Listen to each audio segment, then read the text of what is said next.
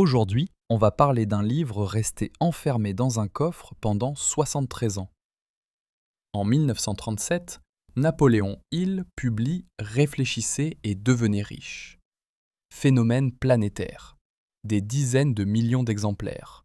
C'est l'ancêtre direct de tout ce que vous voyez aujourd'hui sur les réseaux. La visualisation, le mindset, la pensée positive.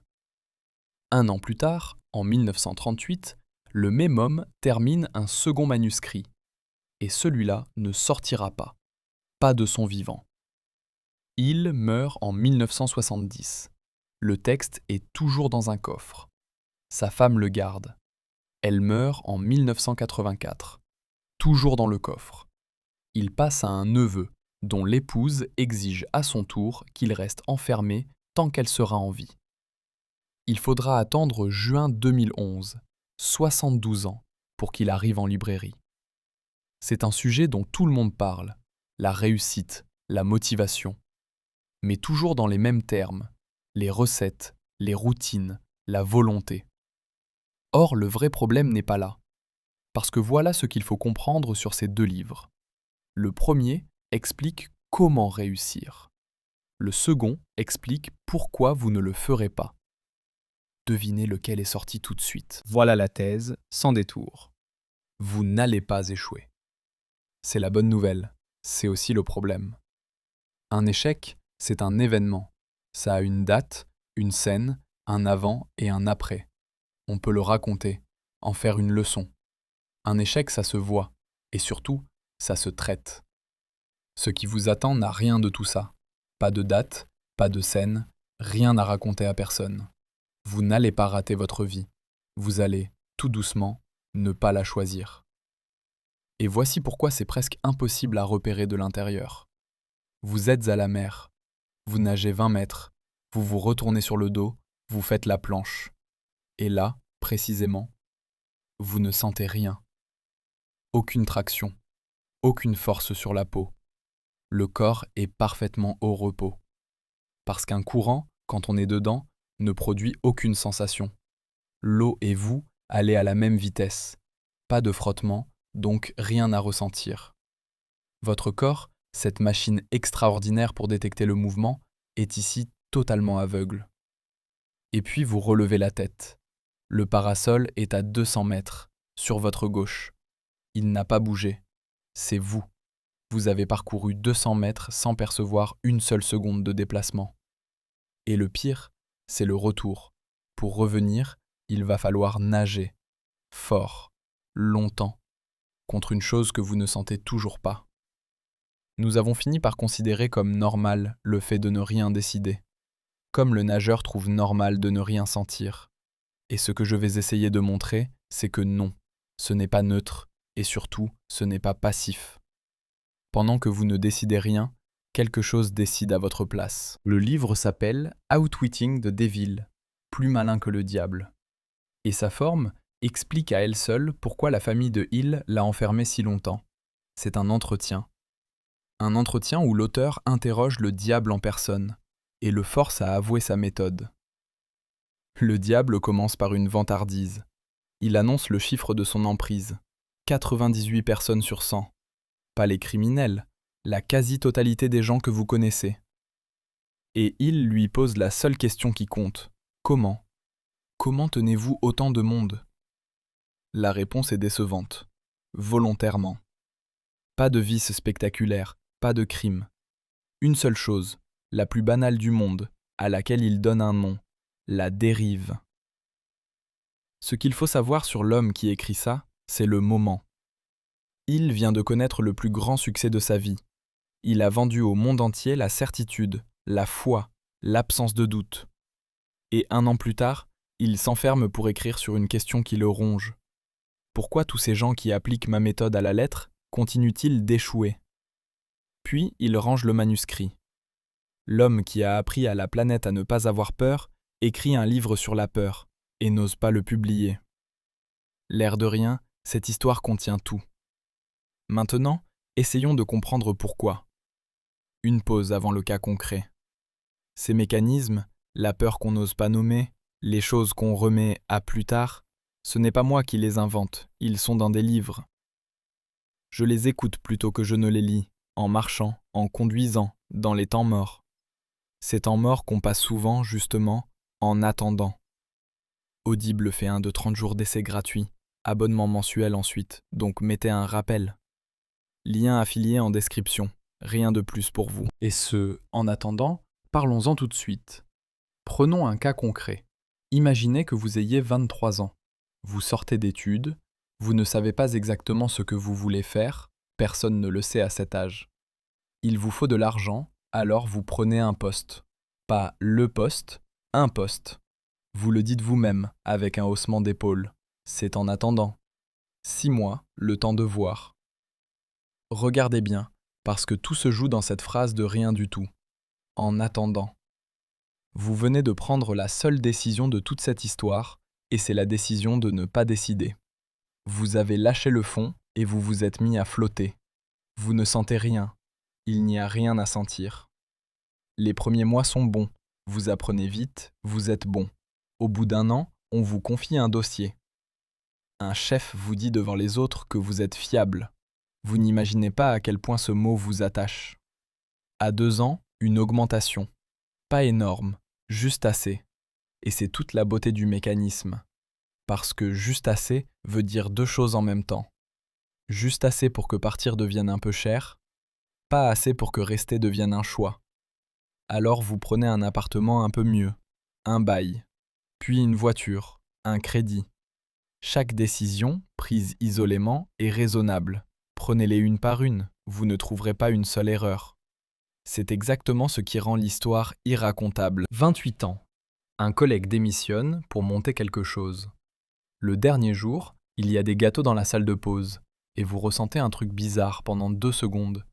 Un pincement. Vous le rangez aussitôt. Vous avez un dossier à finir. Mais il a eu lieu. Retenez-le. C'est le seul moment où le courant s'est rendu visible. 32 ans. Vous ne dites plus « en attendant », vous dites « pour l'instant ». Personne ne remarque le changement, vous non plus. 35 ans. Un mariage. Un ancien camarade de promo traverse la salle, un verre à la main, sincèrement content de vous revoir. « Et toi, tu fais quoi maintenant ?» Et vous vous entendez répondre. C'est ça, le moment. Vous vous entendez. Vous dites le nom de la boîte, vous dites « toujours pareil », et vous ajoutez un petit rire à la fin. Un rire que vous n'avez pas décidé, un rire qui sert à fermer le sujet avant qu'on ne creuse. Il enchaîne sur autre chose. Personne n'a rien remarqué, il ne s'est rien passé. 41 ans, un dimanche. Vous videz un carton dans le garage et vous tombez sur un carnet, le vôtre, à 22 ans. Il y a une liste dedans, vous lisez. Et il n'y a rien d'exceptionnel sur cette liste, c'est ça qui serre la gorge. Ce n'était pas devenir célèbre, c'était apprendre l'italien, vivre 1 an à l'étranger, ne pas travailler dans un bureau. Vous restez accroupi, le carnet ouvert sur les genoux, et vous cherchez le moment. Vous remontez, année après année, en essayant de trouver la scène, le jour où vous avez renoncé, la discussion, le choix, la porte qui s'est fermée. Il n'y en a pas. Vous ne trouverez rien, parce qu'il n'y a rien à trouver. Personne ne vous a rien pris. Vous n'avez pas échoué. Vous n'avez même pas eu la dignité d'un renoncement. Vous étiez juste sur le dos, et vous ne sentiez rien. À ce moment précis, accroupi dans ce garage, qu'est-ce que vous éprouvez ? Maintenant, on laisse tomber tout ça 1 minute. Parce que le sujet est trop lourd, il y a du regret dedans, et le regret embrouille tout. Alors prenons quelque chose de ridicule. Hier soir, votre canapé. Vous avez lancé un épisode. 1. Vous vouliez décompresser 40 minutes et dormir. Bonne décision, prise consciemment. L'épisode se termine, le générique démarre, et dans le coin de l'écran, un petit cercle se remplit. 5, 4, 3.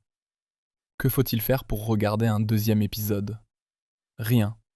Absolument rien. Il suffit d'exister. Et que faut-il faire pour aller vous coucher, comme prévu ? Chercher la télécommande, trouver le bouton, interrompre. Il faut, littéralement, agir contre quelque chose. Résultat, 4 épisodes, 1 heure du matin. Et cette phrase, la vôtre. Mais je voulais même pas. Prenez-la au sérieux, parce qu'elle est d'une exactitude parfaite. Vous ne vouliez pas. Ce n'est pas une excuse, c'est une description. Vous n'avez jamais voulu regarder 4 épisodes. Vous n'avez pas non plus décidé de ne pas les regarder. Vous n'avez rien décidé, et le vide a été rempli par quelqu'un d'autre. Voilà la seule chose à retenir. Quand vous ne décidez pas, la place ne reste pas vide. Il y a toujours une valeur par défaut. Et cette valeur par défaut a été réglée par quelqu'un dont les intérêts ne sont pas les vôtres, et qui n'a pas mis 5 secondes au hasard. Assez pour ne pas vous brusquer, trop court pour vous laisser reprendre la main. On ne vous a rien imposé. On a simplement rendu le fait de ne rien faire légèrement plus facile que le fait de faire quelque chose.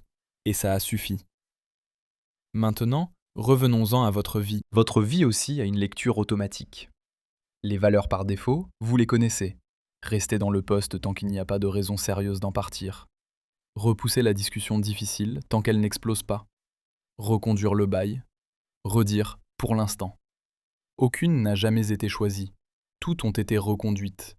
Et le compte à rebours est le même que sur l'écran, à un détail près. Sur Netflix, il dure 5 secondes et il est visible. Dans votre vie, il dure 15 ans et il est invisible.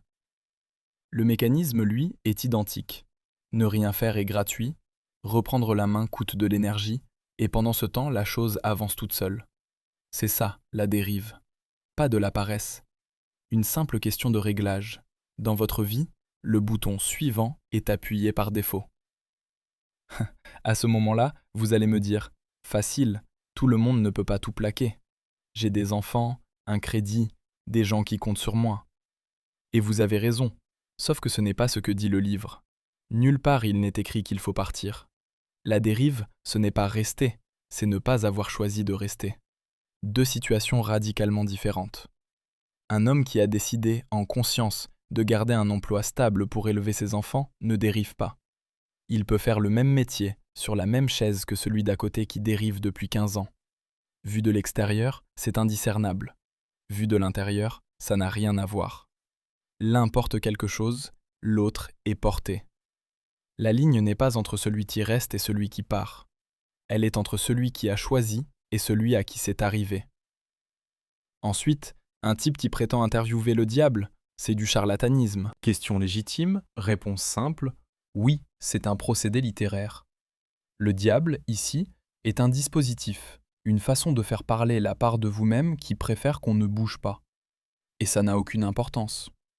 Retirez entièrement le diable, gardez la description. La plupart des vies ne sont pas décidées, elles sont reconduites. Testez-la contre la vôtre, contre celle de vos parents, de vos amis. Elle marche ou elle ne marche pas, et ça ne dépend pas une seconde de ce que vous croyez sur le diable. Et si l'on trouve méprisant de dire que 98% des gens y passent, c'est l'inverse. Le mépris, ce serait de dire qu'ils ont manqué de volonté. C'est ce que raconte l'autre livre, celui qui est sorti tout de suite. Ce texte-ci dit le contraire, que le mécanisme est extérieur, silencieux, conçu pour être imperceptible. On ne reproche pas au nageur de ne pas sentir le courant, on lui reproche seulement de ne jamais relever la tête. Et relever la tête, c'est gratuit. Jusqu'ici, on a parlé de travail. C'est le terrain confortable, celui où l'on peut encore se dire qu'on se rattrapera. Mais la dérive ne s'applique pas qu'à votre métier. Elle s'applique aux gens. Et là, il n'y a pas de rattrapage. Repensez à quelqu'un. Pas quelqu'un que vous détestez, pas une brouille. Quelqu'un que vous aimiez sincèrement et que vous ne voyez plus. Un ami. Le vrai genre d'ami. Celui avec qui vous parliez pendant des heures. Celui chez qui vous dormiez. Essayez de trouver la scène.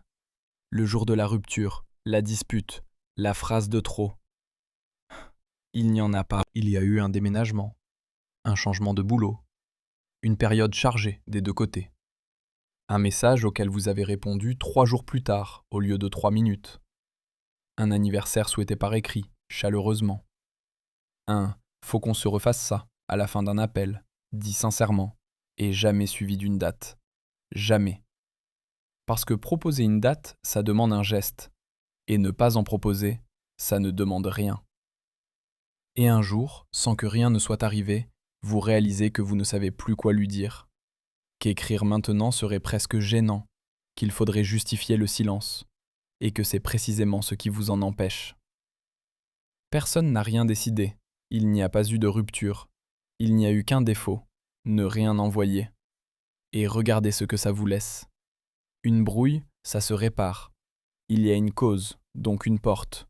Mais ça ne se répare pas, parce qu'il n'y a rien à réparer. C'est une perte sans événement, un deuil sans mort. Et c'est pour ça que vous n'en avez jamais parlé à personne. Il n'y a même pas d'histoire à raconter. Vous les avez tous d'ailleurs.